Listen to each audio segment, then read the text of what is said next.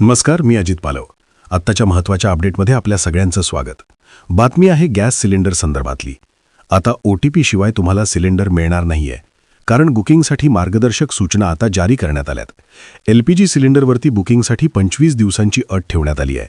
मात्र अफवांवरती विश्वास ठेवू नका, नागरी पुरवठा खात्यानं अशा सूचना दिल्यात. तसं बघायला गेलं तर LPG सिलेंडर बुकिंगसाठी 21 ऐवजी 25 दिवसांची अट घातली आहे.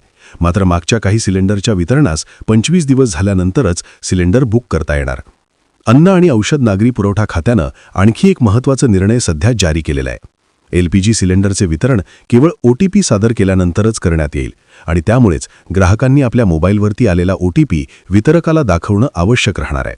नागरी पुरवठा विभागानं दिलेल्या माहितीनुसार ग्राहकांना पुरेसाचा पुरवठा मिळावा यासाठी ही पद्धत राबविण्यात येत आहे. न्याय वितरण व्हावे आणि अनावश्यक बुकिंग टाळावे असे आवाहन या ठिकाणी करण्यात आलेले आहे आणि आपण OTP सादर केल्यानंतरच वितरण होईल.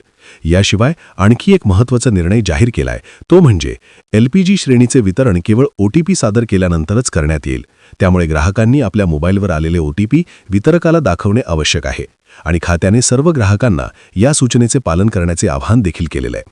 तसंच नागरी पुरवठा खात्याची एक सूचना देखील आलेली आहे. कोणत्याही अफवांवरती विश्वास ठेवू नये असं देखील या ठिकाणी म्हटलेलं आहे.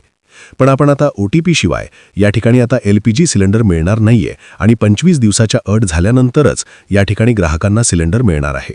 तर मित्रांनो, ही माहिती होईल तेवढी शेअर करा, व्हिडिओला लाईक आणि चॅनलवर नवीन असाल तर आपल्या चॅनलला सबस्क्राईब मात्र अवश्य करा. धन्यवाद. जय हिंद, जय महाराष्ट्र.